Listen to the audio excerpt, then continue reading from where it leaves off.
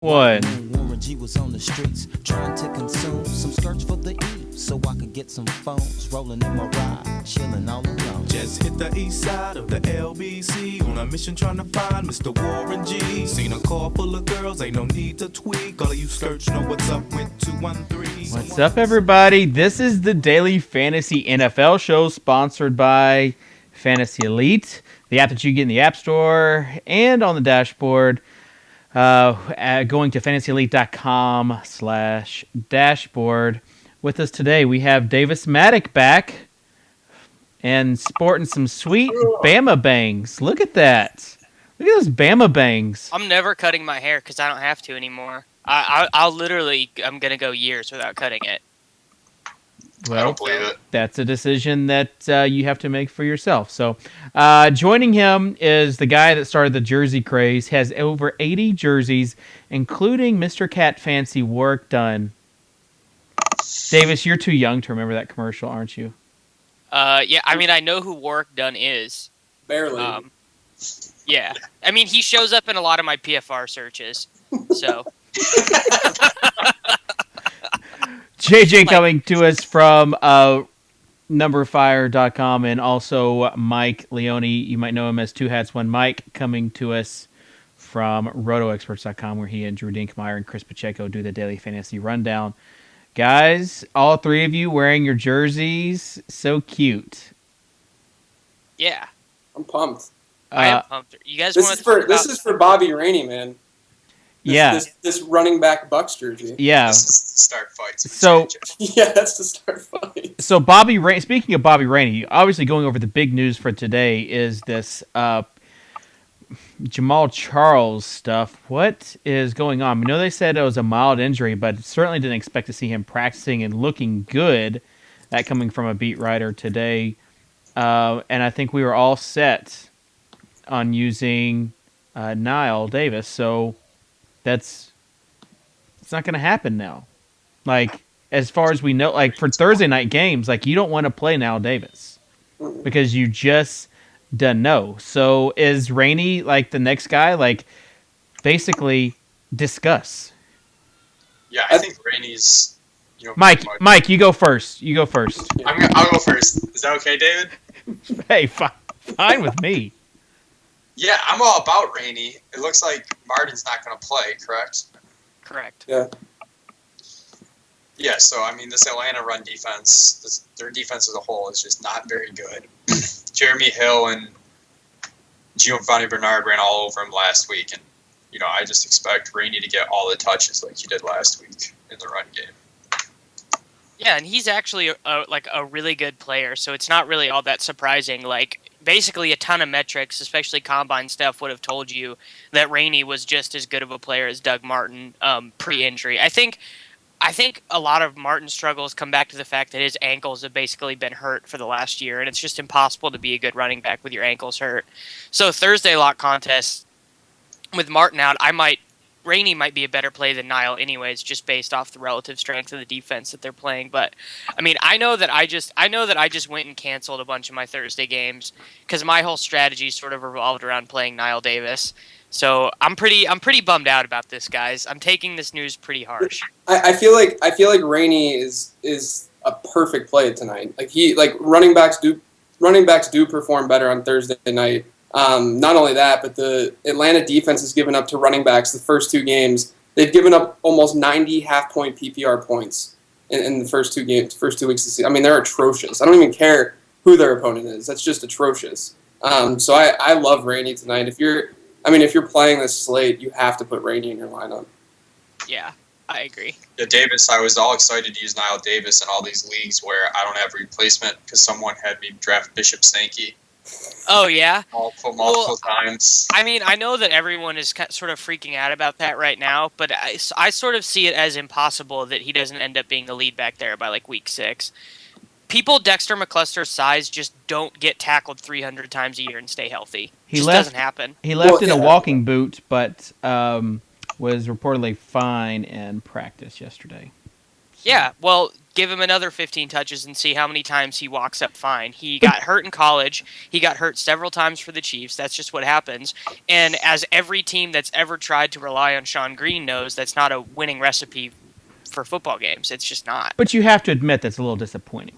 It's super disappointing. And I think that, to be honest with you, I think that Sankey is sort of suffering from the fact that he doesn't look super explosive. Like when you watch him run, he doesn't look super exciting. Dexter McCluster obviously looks super exciting. So in practice, when everyone's going 75%, he's going to look like a lot better of a player. And we've seen this with tons of workhorse running backs in the past, where they take a while to get the job. For example, Zach Stacy last year, almost everyone universally agreed that he was the best prospect in that backfield, but he didn't take over until week 3 after the speed back, Darrell Richardson, was unimpressive in games despite looking good in the preseason and in practice. I know this has nothing to do with this weekend's slate, but it's just an indicator of why I don't think your Sankey stock is dead. Okay, well, what about our Stacy stock? Good segue there, Davis. Oh yeah. I know JJ is all about him. He didn't make it sort of in my cash game plays list that I have, but I don't think he's a bad play. I'll let JJ talk about Stacy though. Yeah, I think that he's got a great matchup this week. What I like to see was that the spread wasn't very big. I think the Cowboys are only favored by a point, so I don't think the game's really going to get away from St. Louis like some people might. And just given that, I don't think Benny Cunningham's necessarily going to see the field like we saw last week with Zach Stacy getting 19 touches. I'm not like a huge Stacy fan. I just am a volume guy, and I like to pay for volume and touchdowns when I'm picking my running backs. Yeah, that's totally fair. I don't know. How do you feel about that situation, Leone?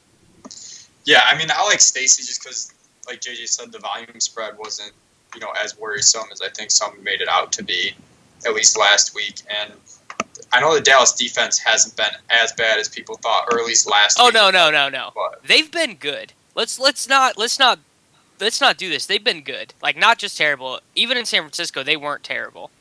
they were pretty bad, like yards per play. Weren't they pretty atrocious? Yes, you can't. I don't think you can really say that they were like after a first half like that. You can't call them good given the way game script went. The San Francisco didn't have to do anything offensively in the second half. Plus, Locker couldn't hit the broadside of a barn. Yeah, I think Locker was more the issue than the Dallas defense. And if you look at Pro Football Focus, pretty much every single one of the Dallas starters comes in at below average. Well, that's the thing. Is the cornerbacks are so bad. That's what kills them. Is that Claiborne and Carr literally? I don't think they could cover JJ on a 9 route. Dude, I have a crazy 40. Vincent Brown would have a good game against Brandon Carr. I am faster than Vincent Brown. I'm sure that you are. Almost everyone is. David's year-old daughter is faster than Vincent Brown. Can toddle faster. I don't even know how we got him Vincent Brown, but we did. But anyway, I like Stacey, but Drew did our content this week. He's not super high on him. Just doesn't really have him making the cash game list cut. I like Brian Quick a lot. He's gotten consistent targets. I think someone at RotoViz wrote an article dating back to the third preseason game.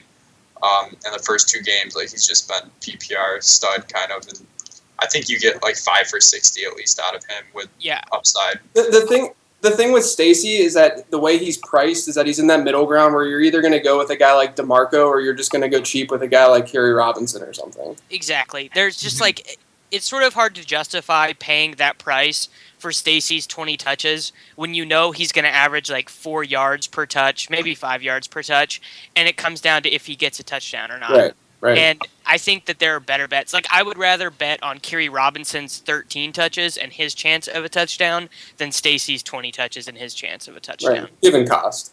Yeah, given cost, for sure. I really do agree with Leone's point, though. Quick is handling 27% of the target market share for the St. Louis Rams. And, I'm not gonna cape up for Austin Davis, but sort of the quote-unquote word around the league last week was that a lot of personnel people thought that he could play. They thought he showed some stuff. Now, granted, the Buccaneers' defense is sort of terrible. I don't really know why. They have some really good players. but just as a scheme, they don't seem to be doing very well. Yeah, but I think with Quick, it's just a volume game. He has 18 of the 35 wide receiver targets so far this year. The only other guy that's getting targets in offense is Jared Cook, who's going to blow up this week as well. But the only other guy. Let's just maybe not so much say that Jared Cook is No, going to blow up on air. Well, I'm just saying. Dude, the tight end games against Dallas were pretty absurd. Dallas's defense cannot defend tight ends. They cannot defend. They're the Arizona of this year. Oh gosh, Davis's disease has spread it to JJ.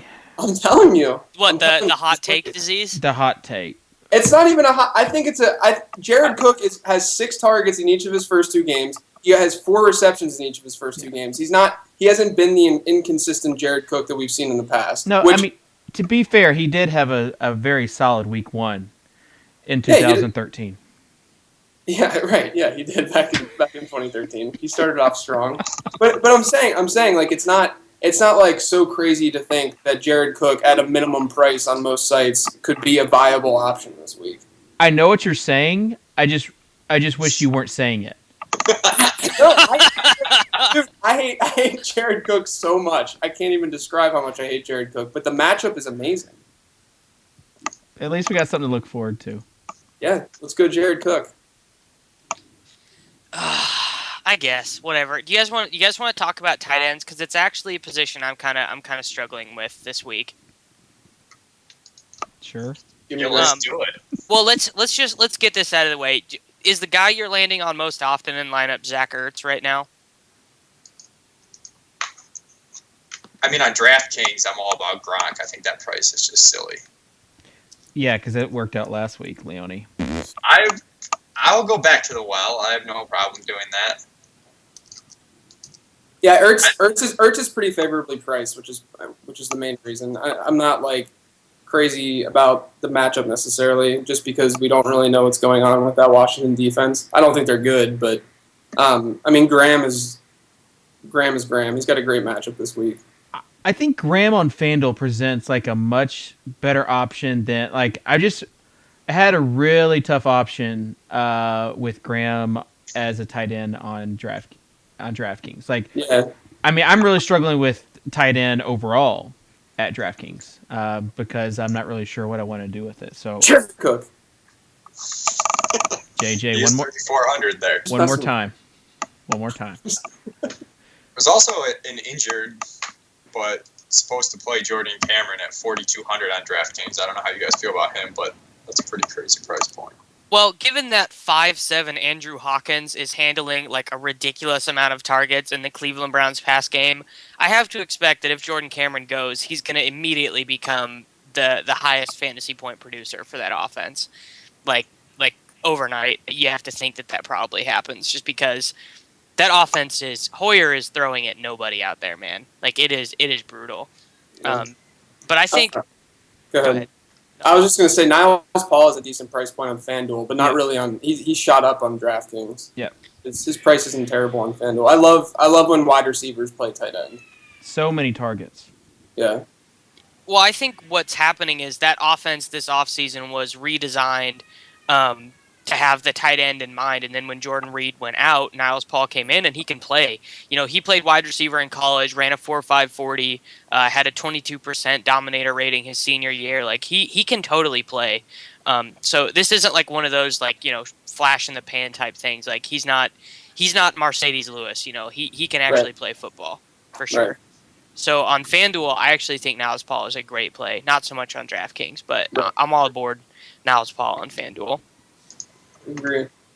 So are you splitting that with taking some safety with Jimmy Graham, or are you going kind of all in on Paul on FanDuel? I think that this is a week that I will not be playing Mr. Jimmy Graham. I think that it's really hard to make the rest of a lineup that I like with him. And obviously, if he scores 2 touchdowns again, I'm going to feel like an idiot when I don't have him. But last week I had a bunch of other tight ends who didn't do very much, but because I got the wide receivers right, it didn't end up mattering, and I cashed anyways. And I just feel like there's a ton of opportunity cost for doing that. Like, you're not playing Jordy Nelson or Calvin Johnson if you're playing Graham. Like, you're sort of making that choice, which sucks. You're basically because I'm playing Graham at least on FanDuel. And when you do, you're at least going with those cheap running backs that are somewhat ambiguous. We don't really know what their role is going to be. Like, I think if you're going to play Graham, it might be a good idea to play him with a Thursday night lineup because you might have Bobby Rainey in there, or you should have Bobby Rainey in there. So if you it's a lot easier to take one Rainey, and if you're not taking Rainey, it gets a little bit riskier with Kerry Robinson, Jeremy Hill, like those type of guys, Mob Bradshaw, who are okay plays, but they're not the safe bets that Rainey is at a lower variance position. Yeah, so I think that's when you kind of can throw Jimmy Graham in there. Yeah, so get some Graham exposure on Thursday nights, and then go Paul. Yeah. Sunday. A good way to diversify. Yeah, for sure. Thoughts on? I want to get your thoughts on tonight's game while we're at it. Well, all of the Julio Joneses, if Roddy sits. I know a bunch of you out there are saying Harry Douglas. Like, just please, be better. Be better at what you do. Because he doesn't score touchdowns. Because he's bad. Because he's not good. He's horrifically inefficient. He can't catch touchdowns. He drops the ball. He can't get open down the field. Like, I would rather play Julian Edelman or Wes Welker than Harry Douglas. Like, he's not good. I love how you hate on Julian Edelman. He's just killing it. Yeah, he's just killing it, dude. Like, oh my god, he had almost 100 yards. But how tall is he? What is wrong with Julian? Julian Edelman has 9 straight games with 6 catches and 60 yards. Doesn't care about value. How tall is he? Value to Davis means nothing. It's unreal. But yeah, I just want touchdowns. I love Julio if Roddy sits for sure. The problem with all your touchdown guys is sometimes when they don't score touchdowns. It's Oh Justin no! Hunter has scored so many touchdowns this year. He has scored so many touchdowns. All right. You know who's outscored him each of the first 2 weeks? Justin Hunter. If you say Marcus Wheaton, I'm gonna hang up the Skype stream. I'm gonna hang it up. Marcus Wheaton he's just like, Marcus Wheaton is the classic guy who goes out, gets like 4 catches for 80 yards, and everyone talks about how great of a game he had. They're just like, oh, dude, he got those tough yards. He converted on 3rd down when they needed him. Like, it's just hilarious how overrated he is. 80 is better than what Justin Hunter's given us. Exactly. Your touchdown boy, Justin Hunter. I mean, if they don't score touchdowns, what are they doing with their life? You know, he actually leads the Tennessee Titans in expected points per target. So I'm really not all that worried about it. Like, I'm sorry he hasn't come down with some catches. Like, those things happen in football, but the process behind playing Justin Hunter both weeks has been good. Yeah. So I'm not really all that upset. I was all about Justin Hunter last week. I'm just saying, like, Marcus Wheaton week 1 was fine. Like, 4 for 80 was fine where he was priced. Okay, so Justin Hunter or Wheaton in week 3, who you got? Neither. They both suck. You have to pick one. Justin Hunter. Yeah, Justin Hunter. Hunter's got the upside, yeah. Yeah, because it doesn't matter who's guarding Justin Hunter. He's taller than them, so he can score. Is guarding guarding a I don't thing? think he's as priced the way he was anymore because he had 2 decent games. Well, anytime you move a defender with the sublime art of your eyes, you get a 25% price increase on DraftKings. They have that in the algorithm. So, man, it's so easy. Actually, he's still only 5,100 on, but I'm not taking him against Carolina defense. Yeah, no, like Carolina, they'll just put him in a box. They'll just say, "Come here, little guy," and they'll just put him in a box. That's how that's gonna go. Is that what happened to you as a child? Yes. I like how Davis said they're going to be guarding Justin Hunter. What is this? Basketball? It's 40 days away, man. I'm getting excited. I wore my Nick Young jersey on campus today. Then you say they're going to put him in a box. Daddy and one. swag. Daddy swag. No, actually, we should talk about wide receivers though, because I actually feel like wide receivers are really brutal this week. Like Demarius is against Seattle. Alshon and Marshall are both hurt, and we're kind of limping around last week. Obviously, Thursday lock games, Julio is in a good situation. But for, the real games, the Sunday games, like Julio and Roddy aren't options. So, first of all, pick between Calvin and Jordy based on they're pretty close in price, especially on FanDuel. Pick between those two, JJ. I think Calvin's going to have a blow-up game. I mean, they're both really solid. I'm cool with either of them. I think Calvin's the one who you should be targeting. It's at home. I'd rather look his way over Jordy. What about you, Leone? Yeah, I'm with Calvin all the way. As Drew said in his write-up, he was a minus 180 favorite to score a touchdown against the Panthers defense last week on props bets. It didn't end up happening, but that's just nuts, that line. So, I mean, his touchdown probability has to be probably the highest of any wide receiver in action this week. Right. Yeah, for sure. Plus, Aaron Rodgers loves his red zone threat, Randall Cobb Davis. Yeah, that's actually really funny. That's a good troll. Like, the thing about Randall Cobb is, like, I've never said that he's a bad player, but I actually like Randall Cobb when he was undervalued as both a rookie and coming into his second year. Like, from a seasonal context, I really liked him because targets matter so much in that offense because Rodgers is so good. But drafting Randall Cobb like he's Jordy Nelson, like with a comparable ADP, it's silly. It's just you can't expect it to continue. You know, I'll go pull up his red zone conversion rate for his career, but I would imagine that he's probably like, I don't know, 70% over his career conversion rate right now, which obviously would scream regression to me. Yeah, he's a good sell high.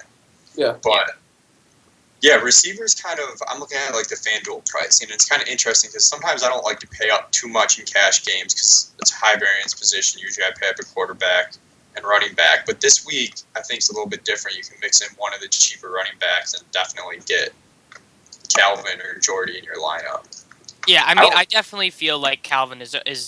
I think he's not a must play, obviously, but I do feel like he's a very good play this week. Like he's like a core play. Yeah, and I guess I just don't feel as good about the cheap wide receivers as I have the past 2 weeks. Well, what do you think about Torrey Smith for 5,300 on FanDuel? JJ, what do you think about that? I'd rather play Golden Tate at 5K. I mean, Golden Tate's he has 13 targets in 2 games, 11 receptions. I think Golden's in perfect shape. He's in golden shape this week. Oh, JJ. Oh, he went there. He's getting volume. He's actually played more snaps than Calvin Johnson this year. I think you really can't go wrong with that over-under and the way that game's probably going to go. I'd much rather play Golden Tate than Torrey. Well, Yeah, I like Tate a lot at 5,000. That's going to be a shootout. And even Brian Quick, I would take over Torrey. Do you guys think Colston bounces back? He's just a little bit up from those guys. The problem with Colston is he is such a week-to-week nightmare that, like, I know that his week 2 seems so, a lot of people were just so frustrated with it, which is understandable. But, like, that is Marcus Colston. That's what he does, and that's what you pay for. So I think that's the problem with him, is that you're not going to see consistent targets. But, I mean, he has a good matchup. Like, I understand the allure with him. I just, if I'm playing a cash lineup, I really don't want to look his way. Yeah, I learned the hard way last week. I think Brandon could. Well, first of all, you probably shouldn't play Saints on the road like ever because Breeze is such a markedly different player on the road. Yeah, I just thought that Cleveland defense, how they got tore up week 1, that there would just be enough to go around, but I was wrong. Yeah.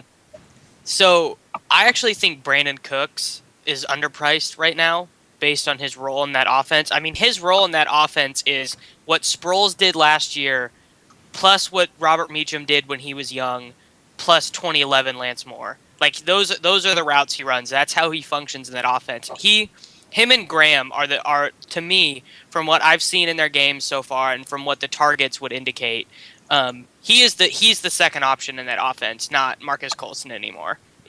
And also he has the week-to-week safety of getting several carries. I think he already has 5 carries through 2 games. So that's a really nice look, especially if he breaks one off.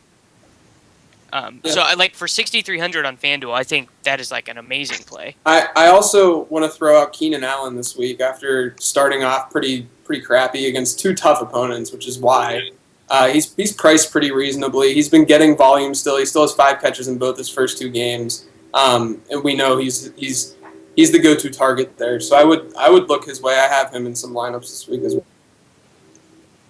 Yeah, for sure. I don't have any problem with that. I don't know. What do you think about Cooks, Leone? I mean, I think you said it pretty well. I'm not as high on him, but part of the reason I'm not as high on him are things that you've told me.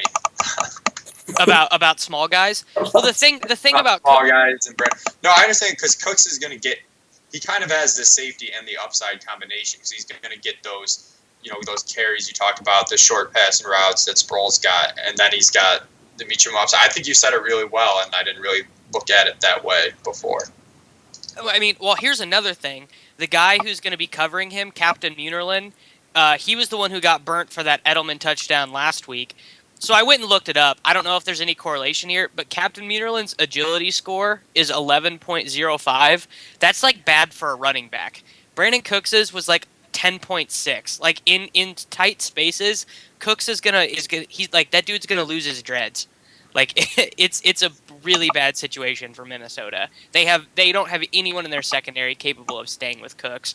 Whereas there's a lot of, I mean, Marcus Colston he's old, dude. Like he's slow. And I know like that sounds bad, like age-related decline is a real thing. Not everyone is Anquan Bolden, pretty much, is what I'm saying here. And just to clarify, I don't hate all small wide receivers. I hate small wide receivers who aren't very good. So like Randall Cobb's really good, and so is Cooks. But like Julian Edelman, yeah, whatever. I'll play Antonio Brown when the matchup is right, but I'll never pay more for him than I'll pay for Brandon Marshall ever. You gonna play Sammy Watkins at all this week? No. Love it. I enjoy my money.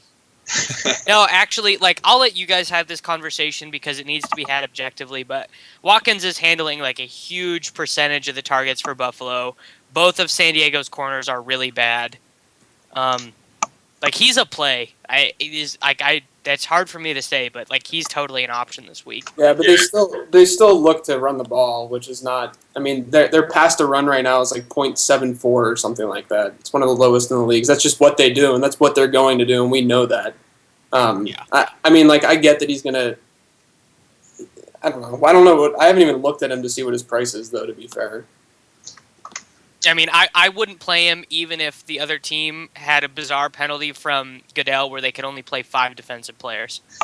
Like I just knew Drew had him as a value play this week, and I was a little surprised initially. But I mean, Robert Woods is banged up too, so he might see even more targets. Those targets might be more assured. Last week, like EJ Manuel had like 210 passing yards, and Watkins had 120 of them. That's insane. Yeah, his price on DraftKings is a lot better on FanDuel. I just took a look. I mean, like, if you're going to pay for him on FanDuel, you might as well just go with, like, an Edelman or a Keenan Allen or something like that. Yeah. Yeah, I agree with that. I was mostly trolling Davis, but, like, I think the biggest thing is what JJ said. Like, the Bills run the ball so much, even when it's not working. Like, it wasn't working last week, and they still just kept pounding the ball, and their defense is good enough that they're not going to fall. Dare you criticize the Buffalo Bills organization, Michael Leone?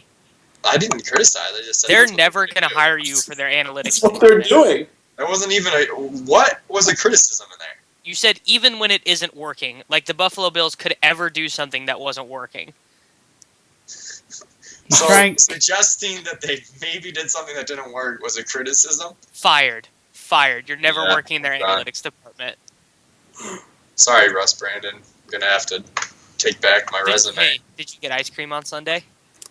I didn't, but I ate like half a pizza on the way home. Like half of an entire thing. Dude, that was fun Sunday. Kay Cannon can attest to that. It was a lot of fun. Kay Cannon can attest to that. Yeah, he was okay. Let's talk about some other cheap wide receivers, though. I'm going to let you guys talk, because I Robinson? need some help. What, David? Allen Robinson? Allen Robinson is a real thing. So Marquise Lee is not going to play. Cecil Shorts is doubtful. He's min salary on Elite, and I'm playing a 109 against Kevin, the sports guy. So I'm going to draft him. Is that okay? So their starting tight end is Marcel Jansen, because Mercedes Lewis is hurt. You might know Marcel Jansen as being the guy who hugged Devontae Adams after he scored 24 touchdowns last year, because he was the second string tight end for Fresno State last year. His hands made of stone. He dude literally can't catch. So in terms of targets, Allen Robinson is all they have. I mean, I guess Allen Hurns is a thing, but Hurns is not very good. It's funny because I just drafted Allen Robinson and James Jones, and they both are kind of in that same boat. James Jones, all the garbage time looks. Exactly.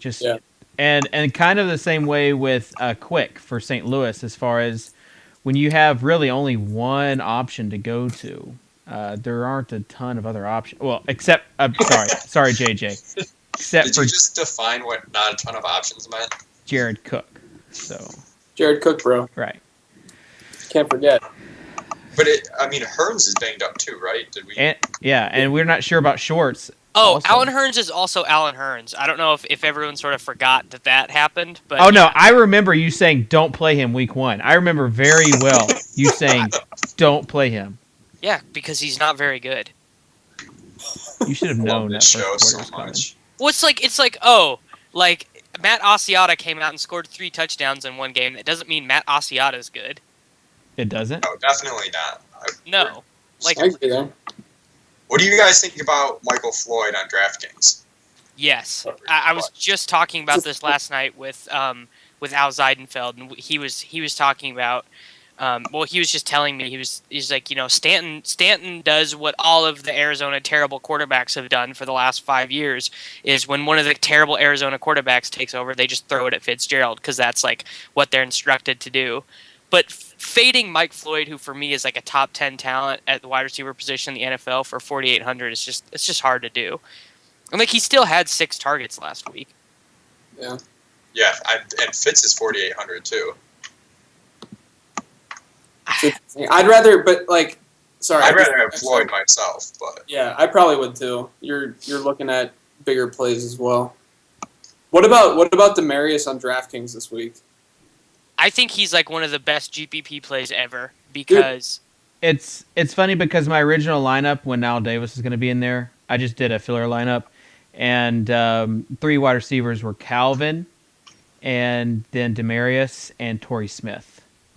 Like I agree with you, Davis, about Torrey Smith being a value play on DraftKings. As far as like all 3 of those guys for GPPs could go off. Like they're when you talk about, Calvin's going to get his, but when you talk about Demarius, it might be, it might. I fully expect Emmanuel Sanders to be on Sherman's side.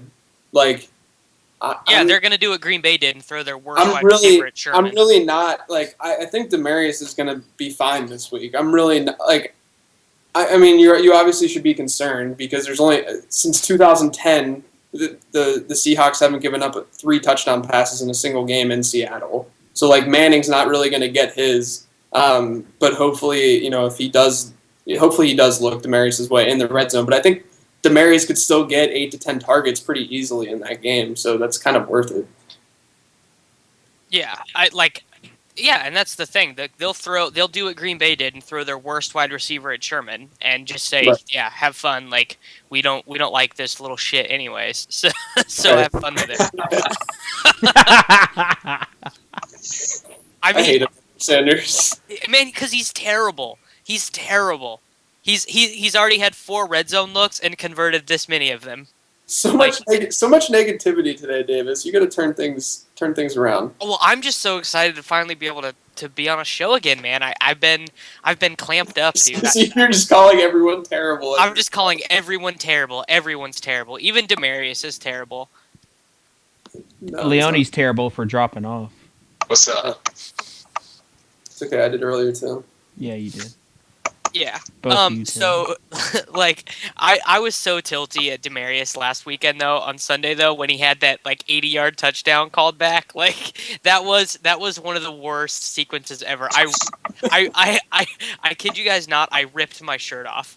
I ripped my shirt off. I was so angry. I was there so video angry of that it this? got called back. Because I'm just so... Because, like, everyone just gave me a hard time all week about Demarius' bad game. Like Drew on GChat, and like everyone's just being terrible about it because like he was like my number 1 write-up the week before, and I was just like, just score a touchdown, dude. Just score a touchdown. Like it was just super frustrating.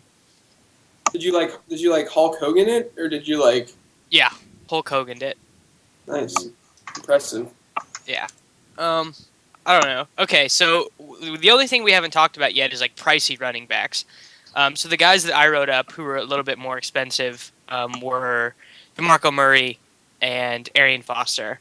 Now, obviously, the Giants' rush defense and also the Rams' defense are okay, but really, I'm betting against the quarterbacks on the other team. I'm betting against Eli Manning and I'm betting against Austin Davis, and assuming that both the Cowboys and the Texans can kind of control those games. Where are you at on those guys, Leone? Yeah, Drew's got Murray as our number 2 back of the week. He's dominating the touches there, and I'm with you too. I don't expect the Cowboys to have too much problem on offense this week, and if they have a lead, they leaned on Murray when they were losing to San Fran. So if they're in a close game or have the lead, it's just going to be even more so.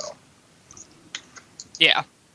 Yeah, he'll be in. I like my lineups. Bernard too. Bernard was a guy that I knew I was risking fading last week, and it did not go very well for me. But with AJ Green banged up, there's enough touches to go around. I was worried about him last week, so I thought Hill was going to get more work, and he did, and it just didn't matter because they just pounded the ball on the ground and used Bernard out of the backfield.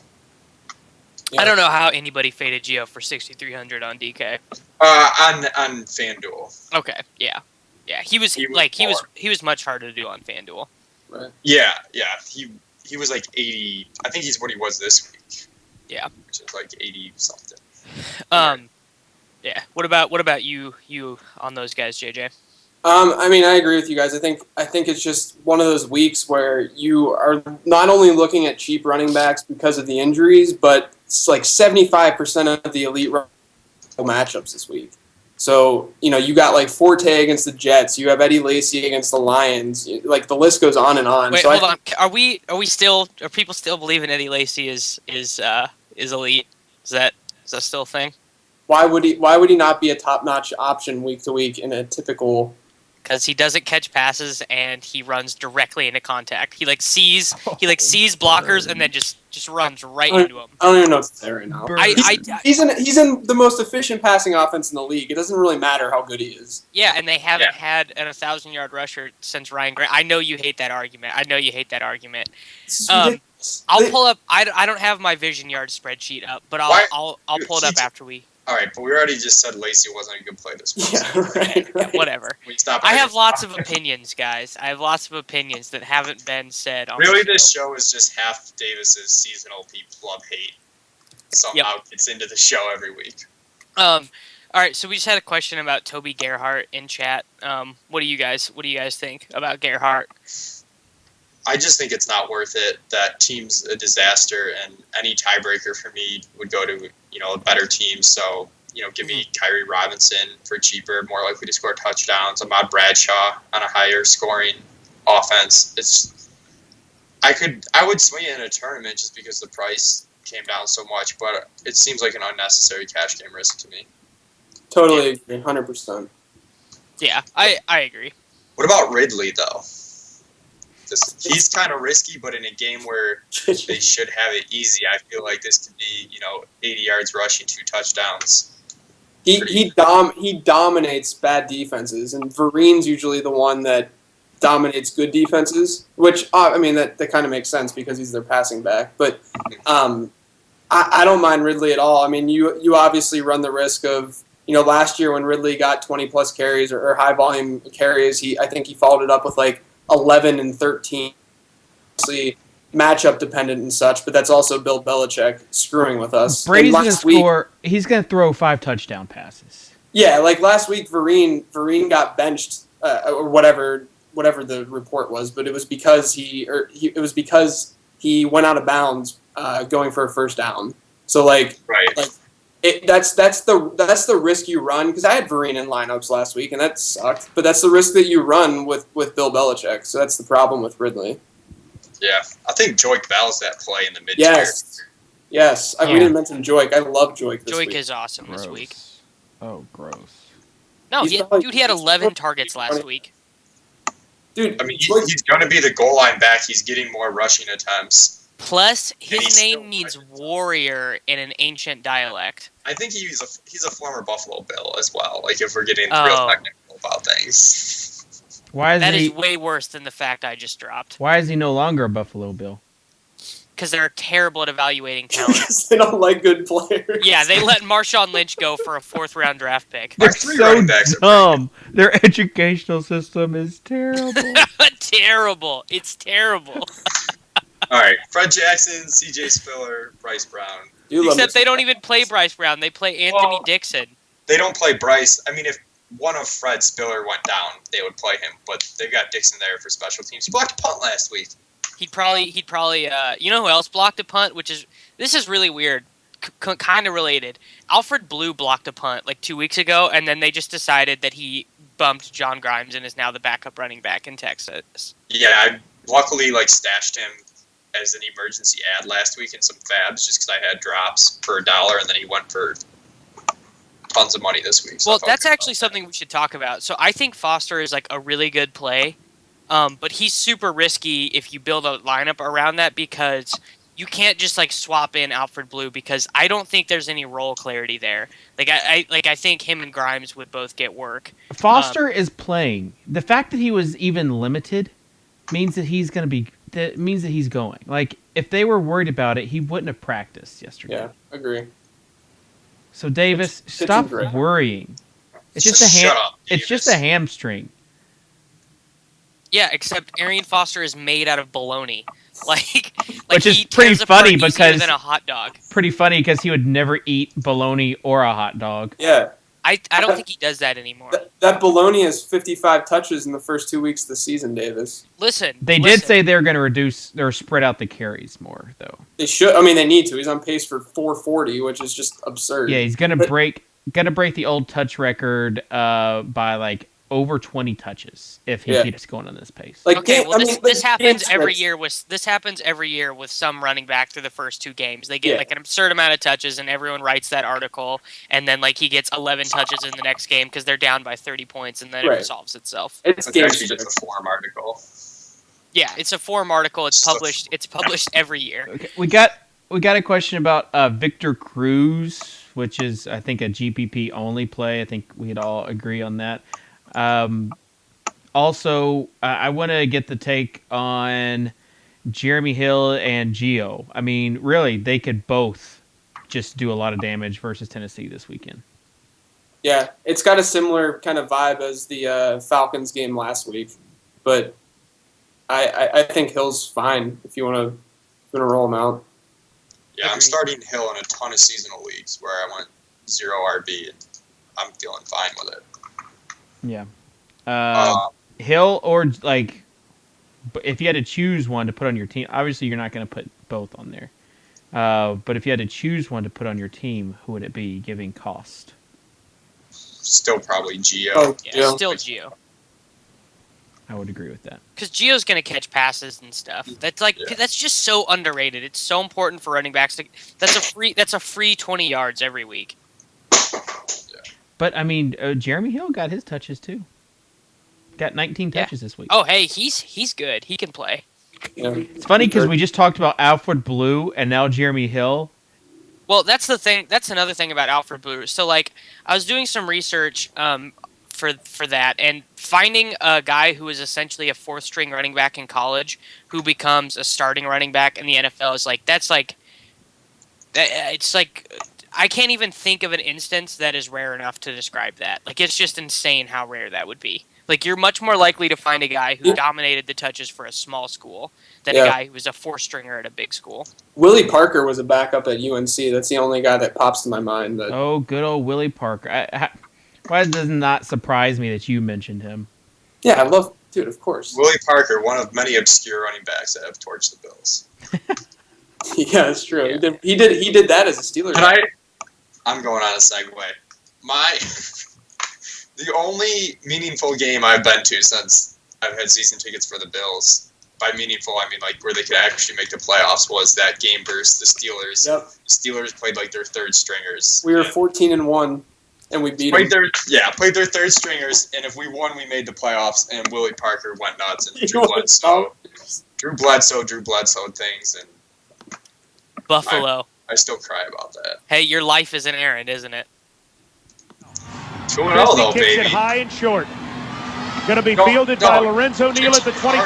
Pitches it back to Wycheck. He throws it across the field to Dyson. He's got something. 30, He's got 40, something. 50, He's got it. 40, He's got it. 20, 10. He's got it.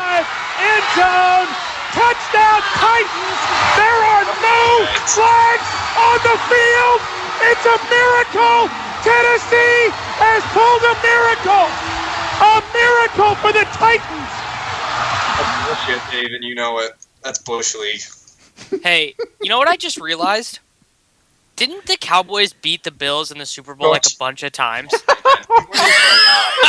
You're just now realizing that. No, I knew it. I just wanted to bring it up that way. Don Beebe for the win. That guy could hustle, but I feel bad. I always felt bad for Jim Kelly. But hey, he's cancer free now, so it's cool. But hey, you know what? Flags fly forever.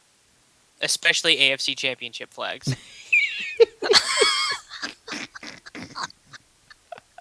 4 Super Bowls in a row. No one's ever else has done that. So Wow, congrats. They lost. So Listen, hey, the EJ Manuel era. It's just be excited. Be Dude, excited for the EJ Manuel era. You're a Cowboys fan. Stop. But I'm a self-hating Cowboys fan. Like, I don't get excited. I understand. It took me 3 plays to be over the Dallas Cowboys this year. So it's like Now you're just hating on him for being a good fan. I hate everybody. I hate basically hate everyone who likes their football team more than their fantasy football team. why? Block. That's idiotic. Yeah, block/report for spam. Do Yeah. it. Because my team has they've ruined football for me because the Cowboys are so terrible. Do you know when it died? My football spirit died last year in the Green Bay game. Are you seriously gonna have this conversation with me? Yes. I've never seen a Super Bowl either. How many Super Bowls have the Steelers won in history? Shut up, JJ. What, like 6? I don't know. Pretty sure Dallas has won more though. No, we have 6 and they have 5. Well, I mean Romo's obviously never winning one because he doesn't have the will to win. So You love that argument. I'm bringing this back to DFS. yeah, please do because Yes. I'll just go ahead. We didn't talk about the Panthers at all, and I'm wearing the Cam jersey. And I'll say on Pro Football Focus, you look at their ratings, and it's obviously only 2 weeks, but they don't really do the color shading yet because there's not enough of a discrepancy. The only negatively shaded team is the Steelers in pass coverage. They've been that. Terrible. So if Benjamin's knee is okay, I like that Cam to Benjamin combo a lot. I would say tournaments, but I think even Cash game or 2 you could do that. Although Breeze is pretty much the QB play in cash, but Yeah. Benjamin is handling 31% of their target market shares. I know people are going to be worried because he had some drops last week, but like that stuff happens. It's very Ike rarely. Taylor's terrible. Ike Taylor is so bad. He's gonna dominate him. The tallest secondary player the Steelers have is 6'1". Kelvin Benjamin is 5 inches taller than every defensive player the Steelers Yeah, have. it's gonna be bad. It's gonna be bad. Fully aware. I paid money to go to this game. It's gonna be terrible.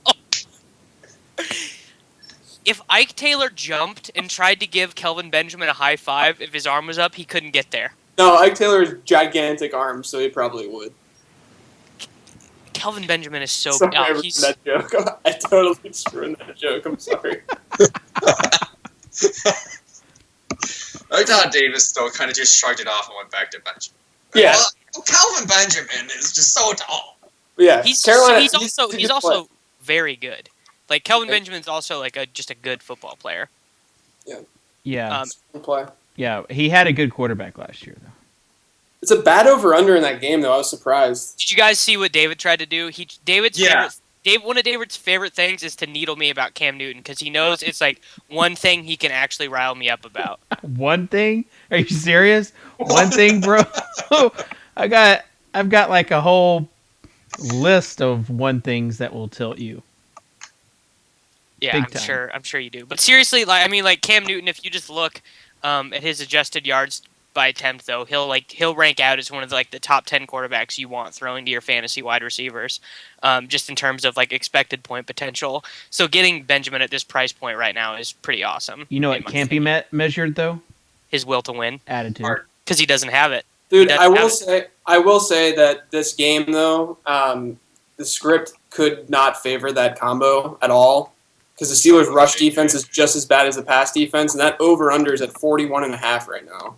So it's not like you're really looking at a high-scoring game. And plus, like Jonathan Stewart and D. Will, I know that they're terrible running the football, but they're going to be able to still run the football against the Steelers' front seven.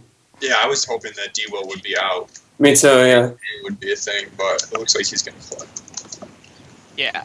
I mean, I feel like because Benjamin does handle so much of their targets that like the script doesn't matter as much. Like if you like just say if you conservatively project them for 25 pass attempts, you have to mark out like 8 of those like immediately for Benjamin pretty much. Yeah. Like just based off the current percentages. That's fair. That's super safe. Yeah, I think he's a solid option. It's just maybe his upside isn't as monstrous as it could be against, other opponents. Despite it being such a favorable matchup. Yeah. Oh, and then Dink says mark out 4 drops for Benjamin. I mean, I think Dink just sits in the chat room waiting to like needle. Yeah. One of Well, us. except some He's got like a bunch of things written down, and he just waits for the right time to jump in. Yeah, so this mathematician who went to the University of Michigan did a couple posts on RotoViz running some regression stuff on college stats to the pros and found out that drop rate is one of like the biggest stats that like doesn't correlate. So we don't really have any sort of meaningful sample that suggests Benjamin's going to suffer from drops. I mean, I guess if you watch him play, but I don't believe in that, so. Who watches football? I watch football, but I don't pretend that I have any idea what's happening in terms of like the schematics. That. Yeah, I'm the same way. Yeah. Guys, I'm excited. I'm gonna go get in Thursday games now. I feel like I have a much better. I'm gonna go enter games again after I just canceled a bunch of them. You are welcome. Hey, question about quarterback though. GPP quarterback, his price is pretty low. You can do some stuff with him. But someone kind of similar to Cam Newton, Russell Wilson. I love Russell this week. Oh yeah, that's awesome. His price, that's my number one DraftKings play for sure. Yeah, his price is so low on DraftKings. Like you can do whatever you want with him there. Yeah. Yeah, and I actually just did a strategy article on the site, like looking at the Vegas odds and spreads and DFS QB points. Rich did one for RotoViz, and this was kind of an extension of that. And basically, for quarterbacks, like the game script of being favorites is pretty overrated. It's all about the team total and the expected scoring. So if his price is down and they're like the highest total team of the week, I don't think you have to be worried about them running too much with a lead or something like that, just because they're at home and favored. Yeah. It's also funny, his first 2 weeks, he's been fine from a fantasy perspective. He has 17, 8, no one's talking about him. Like he's performed like Russell Wilson, and because he's better than Andrew Luck is why no one's right. He's way better than Andrew. But no, the other thing too is that Denver's defense can stop the run better than it can stop the pass, and they've let up 625 yards the first 2 games of the season. One of those games to Alex. Alex Smith had from a pure volume perspective, had a decent game last week. He just couldn't score touchdowns. That was the problem. Because they took Kelsey off the field in the red zone. They got down there and they were like, all right, big guy, good job. Yeah, so I love Russell this week. I think he's a good play on any kind of contest. Like cash games, you would even play him? I would just because of the way pricing is on DraftKings right now. Like it's not easy to get to feel comfortable with Breeze, and if you want to go Graham or if you want to go with some of those stud wideouts, I'm fine with Russell Wilson. I think he's a lock to get at least 15 to 20 points. Yeah, he's getting 20 points for 6,800. I'm so not fading Drew Brees in cash games. No, I mean I understand that, but if you are fading Drew Brees, I think it's for Russell Wilson. So suboptimally, you can play Russell Wilson. Well, I don't know. I just feel like this week, I feel like that is sort of an unnecessary risk because there are running backs to choose from. Yeah, if I had to make one lineup, it would be Drew Brees, but a lot of people diversify a little bit. Like I try not to have more than 60% exposure to anyone. Mike is so on the fence, and I'm so surprised by this.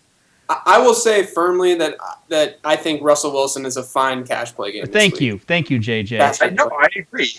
Hey, JJ, can you tilt the camera down a little bit so Mike can see what it's like to actually have a pair? There you go, Mike. You see that? That's what it's like. Why I do this show? Russell Wilson, and Jared Cook. Yeah. Today. Dude, that Russell Wilson Jermaine Kearse stack though. Oh my gosh. Oh my gosh. I mean, that's the problem. The problem is that it's really difficult to stack Russell Yeah, Wilson. like Ricardo Lockett's gonna come out and catch a 4-yard touchdown and then not play a snap for the rest of the game. It's silly. Like Kevin Norwood. Gindy. That's all I gotta say. Gindy just heard the magic word of Jermaine Kearse, and Did he show up in chat? Yep. Oh yeah. Yep. He totally did. He loves Jermaine Kearse. Every week he's going off. Dude, Gindy will every week chooses a wide receiver who plays like 25% of the snaps for his team and is like, this guy's, he's hot. He's hot right now, you guys. He did call Sanu last week, though. He did. Solid. And he called Kearse as the first touchdown of the season, and that didn't exactly work out. Yeah. But, yeah. Anyways, so, guys, thanks for joining us. It's been fun. It's been real. Your jerseys all look cute. You can reach JJ at at numberfire.com. Not at the numberfire. Not the numberfire. Right. Is the numberfire.com registered? We might need to get on that. And then we have Two Hats, One Mic, Michael Leonum with the Roto Experts crew there in the Daily Fantasy Rundown with Drew Dinkmeyer and Chris Pacheco. And then Davis from Fantasy Insiders, who does the automatic play on Insiders. Absolutes, man, not plays. They're yeah, sorry, automatic absolutes. So there you go. All right, so on behalf of Leonim and JJ and Matic, we will see you later. Regulators. We regulate any stealing of his property. We're damn good, too. But you can't be any geek off the street. Can't be any geek off the street. You hear that, Leonum? Nah. Guys, my mouth hurts. I gave a couple of my friends a subscription as far as stuff, and they're just an email chain referring to me as Leona and making fun of my writing. Yeah, dude, all my stuff is behind a paywall, so my friends can't read any of my fantasy football opinions, and it's great. That's kind of nice. Well, I gave it to him because I'm a nice friend. Yeah, I'm not doing that. I'm not in the business of just giving away subscriptions. Also, I don't even think I have that power. I gave my dad an FI subscription.